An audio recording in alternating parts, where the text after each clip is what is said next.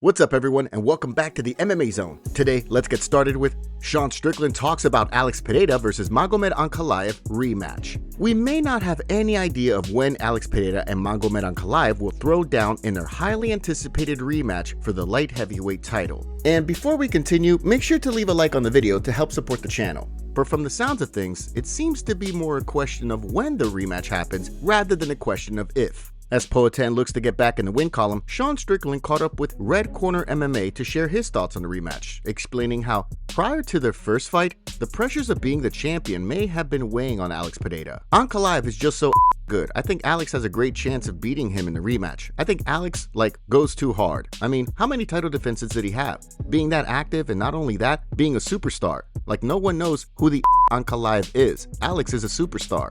He can't leave his house without someone saying, oh, there's Alex, let's take a picture. It kind of takes a toll on the mind. So I think Alex, if he just takes a step back, clears his brain, comes in fresh, stops traveling all over the world, I think he has a legitimate shot at beating him. With the expectation that Pereira will run things back with Magomed Ankalaev the next time he's in the octagon, so far no word yet on who Strickland will fight after coming up short in his rematch with DDP back in February. Tom Aspinall teases huge fight news? On Monday, Tom Aspinall teased fans with fight news with a post on Instagram. In the caption, the interim champion wrote, "Heavyweight news coming soon," which immediately stirred up talk of a potential fight with Jon Jones. Just 2 hours after making the post, however, Aspinall replied to his own post, seemingly taking a jab at Jones, who recently said that he's living his best life. "Sorry guys, I'm fighting for a new belt, interim of the interim BMF UFC heavyweight title, living my best life." He then replied to himself again, writing, "UFC announced my fights, guys, not me." The situation has left some members of the MMA community, like MMA Fighting's Damon Martin, exhausted.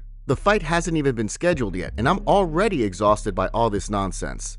Despite that and all the uncertainties surrounding the fight, Aspinall did indicate in a video for Glory heavyweight champion Rico Verhoeven's YouTube channel that he's optimistic the fight will happen. The question is, are you going to fight Jones or what? We hope so. It'll be the best. He's getting an exclusive. He's getting an exclusive, this guy. Yeah. No, I think we'll get it. No, you're good. I don't know. He's an unpredictable guy. And he falls out. Everybody's got a different idea of what should do. Yeah. Some people are you should just leave him and he'll fight you. Or some people are the more you talk, the less he wants to fight you. It's what is this? I mean, I'm not talking. I just want to do it. Yeah. Fight each other. That's what we do. That's what we do anyway. Yeah. While many members of the MMA community believe that Aspinall will win the title unification bout, Paddy Pimblett revealed in a recent interview with UFC Europe that if the fight does happen, he cannot pick against Jon Jones despite his friendship with Aspinall. "I can't pick. I love Aspinall, lad. He's my mate in that. But I can just never pick against Jon Jones because we've never seen him get beat. I think now if anyone's going to beat him, it's Aspinall. Aspinall could just knock him out and come out with his hands and knock him out clean. I just never picked against Jon Jones. I've been watching Jon Jones since he became champ when I was a kid. It's just the way he game plans. He finds a way to beat someone, and he works on that exact thing and how to beat them. But if anyone's going to beat him, it's Aspinall."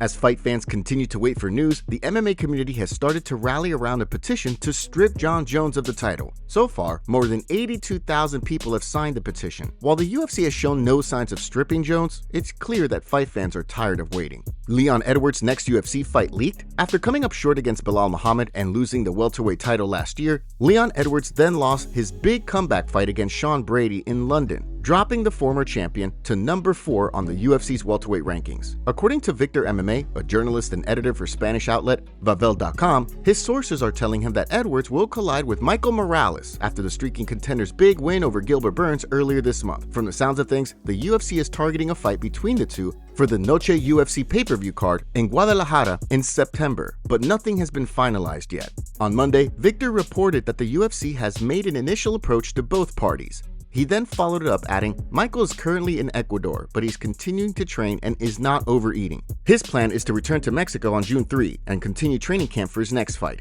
Considering that Morales is now ranked 8th at 170, a fight against a former champion Leon Edwards could be a big step up in competition. Charles Oliveira predicts Dustin Poirier versus Max Holloway at UFC 318. At UFC 318, fight fans will watch Dustin Poirier make the walk to the octagon for the final time as he and Max Holloway wrap up their trilogy. As someone who has shared the octagon with both fighters, albeit a brief time in the case of Max Holloway, Charles Oliveira shared his thoughts on the fight while speaking with Full Violence this week. The way he sees things, Poirier's boxing will prove to be the X factor come fight night.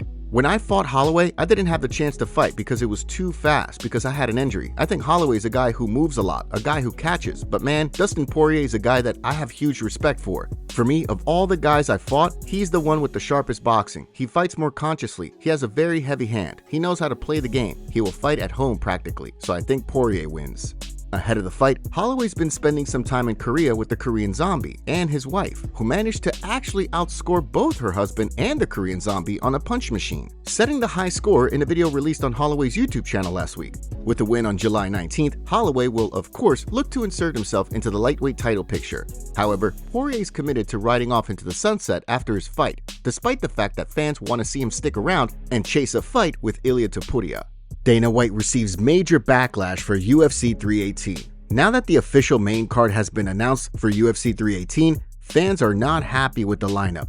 With Dustin Poirier vs. Max Holloway 3 headlining, the rest of the card seems to be dull to most fans, with Marvin Vettori taking on Brendan Allen for the co-main and a bunch of nameless fighters for the rest of the card. It's not hard to see why fans are complaining here. We recently covered the ticket prices for this event being outrageous, with $700 the minimum price for one ticket. And now that the full card is released, it doesn't help that there's only one, maybe two intriguing fights. Here's what the MMA community had to say about UFC 318. Thank you Hunter, Mick, and Sean for completely watering down the product for the sake of more events. Also, thanks to the UFC shill supporting the monopoly model, which led to this. $700 minimum to attend this card in person. It has two good fights. This is legit awful. One intriguing fight, and it's a retirement fight. This is a fight night card. They're betting on how much people love Dustin because this is a fight night card outside of the main event. They said they might go off on a terrible card. Usman Buckley fight night is better than this. This card cannot even compete with fight night. How are you sending Dustin Poirier out on such a horrible card? Not my guy. There's two fights on this card I'm excited about. The UFC has a lack of exciting fighters at the moment. Two compelling fights on the entire card with the main event and Kyler vs. Oliveira. I'll be charitable and say Ikram picks up a fun KO, just an abysmal turd of a pay-per-view. Ain't even watching the free live stream for this. I'll be tuning in at 11 p.m. UFC updates. Heading into this weekend's card at the Apex, let's take a look at today's UFC fight updates, starting with a new addition to the International Fight Week card on June 28th. According to Terrence McKinney, he'll be colliding with Slava Klaus, Vyacheslav Borshev in a lightweight bout that will see T-Rex look to build on a victory over Damir Hadzovic, and Borshev look to bounce back from a loss to Tom Nolan. To hype up the fight, McKinney dropped a skit on Instagram. What's that? What's up, my suit?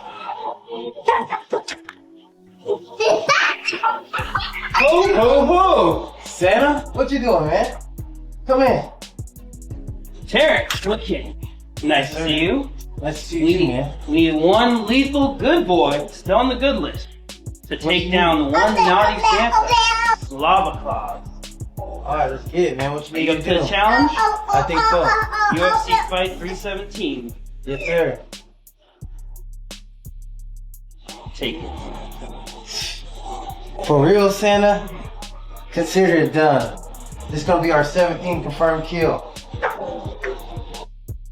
We also have a flyweight fight between Tim Elliott and Kai Asakura, reportedly set for the August 16 UFC 319 card in Chicago. The fight will see Elliott look to return to action for the first time since December 2023, when he submitted Sumerdagi, while on the flip side, Asakura will look to bounce back from a loss to Alexandre Pantoja in his UFC debut. Oban Elliott reveals the reason for pulling out against Ramiz Brahimaj during a recent video for his social media. Here's what he had to say. What's happening, everybody? So this is the situation with my fight, as I've seen a few different things get said online, and you know, it's been posted everywhere from what I can see, so I think it's best you heard it from me, and I'll tell you exactly what's happened. As you all know, I was scheduled to be fighting May the 31st in Las Vegas against Ramiz Brahimaj, but with the delay of my visa, I'm still going to get the visa, it's all good there, but there's been a delay, so it means I can't get to the United States on time.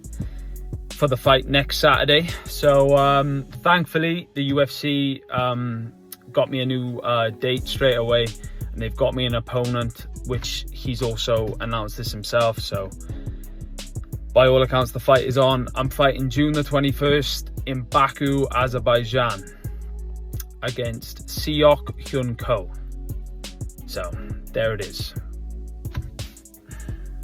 And last but not least, we got an update on Nate Diaz, who revealed during an appearance on the HJR podcast that he's looking to return to the octagon. I'm planning on going back to UFC. You do?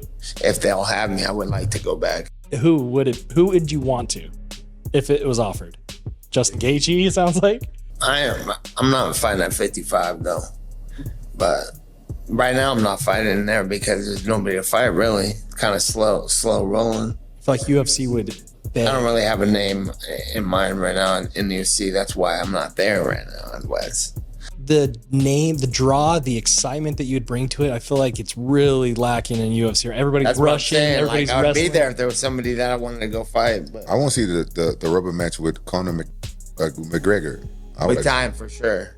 So would that be something that would entertain you? Like that? Why not? Yeah, those are the guys right there who I want to fight. You know, I like Max Holloway, but besides that, I would like to fight the other guy. Really good too, Poirier. That name Poirier. Oh. Yeah. So he's really good, but he's smaller than me. So yeah. Whether or not the UFC is interested in re-signing the Stockton superstar, only time will tell. Chael Sonnen concerned for Conor McGregor's health. After pushing back the timeline for Conor McGregor's return several times, Dana White revealed recently that he has not talked to McGregor in a while, and the former champ isn't going to be fighting anytime soon. According to Chael Sonnen, he's starting to get concerned. In a post on Instagram, the American gangster shared a snippet of a video from his YouTube channel, where he talked about a side-by-side he saw of McGregor and Dana White. Did a side-by-side, it was Conor and Dana. I swear to goodness, Conor looked 10 years older than Dana White, and you could see it in the eyes. You could see the booze in the eyelids and the in the eyeball saying, I want to fight. And then you've got a promoter who's the only one with the legal right on the face of the earth to make it so that you can fight. And that promoter standing there saying, we're not even close. I'm not even taking his calls right now. So when you find that happening, but then you find guys jumping up and down in the background saying, pick me, choose me. How far has your career fallen? How far would it have to fall? When you sit at home over social media begging from an opportunity from a guy who looks older than the guy next to him that's got him by a decade and whose eyes are screaming gin and eyelids are screaming. While there's been no word yet on when or if McGregor will ever compete again, the former champ has continued to share training footage on social media. Additionally, with Nate Diaz interested in re-signing with the UFC, perhaps a potential trilogy fight between the two will be enough to make McGregor want to dive into a full camp. Michael Bisping endorses massive cheater to UFC's Hall of Fame. During the UFC's International Fight Week festivities next month, Vitor Belfort will be inducted into the Hall of Fame. Despite the fact that he believes Belfort was a massive cheater, Michael Bisping can't help but admit that he also believes Belfort deserves to be enshrined in the Hall of Fame. During a recent interview with MMA Junkie, he explained, when you look at it and remove all the emotions from it, the man was the UFC heavyweight champion of the world at 19. He then became the light heavyweight champion. He also became the middleweight champion. He's the closest thing we had to a three-weight champion. Was he a massive cheater? Of course. Did he take a lot of Of course. Were there a lot of other people doing that at the same time? Absolutely there was. I get it. I lost an eye because of this guy. He can stick his Hall of Fame up his but he does deserve it. You can't deny what he did inside the octagon. You just can't deny it. If that's not a Hall of Fame career, I don't know what is. Whether you like it or not, he deserves it. In their 2013 fight, Belfort's highlight reel head kick knockout ended up causing a detached retina, leading to the permanent loss of vision in Bisping's right eye. Since then, he's been pretty adamant that Belfort was not only abusing his TRT exemption, he was also using PEDs at the time of their fight. Because of that, there's no love lost between the two, despite the fact that the count thinks Belfort deserves a spot in the Hall of Fame. Former UFC star BJ Penn has been having some ongoing issues lately with his family and believing that they're all impersonators. He even claimed that former UFC heavyweight Brendan Schaub is an impersonator recently. BJ Penn is convinced that his family members are being replaced by government agents, and they intend to steal the Penn family fortune. He allegedly sees imposters and actors everywhere. Not to mention, fans are concerned about his mental health and if CTE has played a role. Well, earlier today, BJ Penn was arrested for allegedly abusing family or a household member with physical contact. He posted bail for $2,000 and is already out. He released the footage of the cops surrounding him in his bed. And before we continue, we have a favor to ask. Help us reach 200,000 subscribers on MMA Zone by subscribing and turning on notifications for daily MMA content. Seriously, we rarely miss a day. What kind of harassment? How can I be under arrest for harassment? This is my house. I just went to go grab the mail. So I'll explain more to you. You can film if you want. We just have to. It's not that I want to, I have to. This is kind of weird. Can you just step outside? I'm not sure what he did. What did he do? What did he do? That's my question. Can we call an officer that I know that can talk to you guys? John, I don't even have the officer's phone number. Or Brian Kurahara, somebody. He'll be at the station. Why am I being arrested again? Harassment. But what did he do? What kind of harassment? Anybody can say that at any time. Okay. We'll explain more, but we gotta do that at the station. Harassment. Okay? What does harassment mean? It's just a petty misdemeanor offense.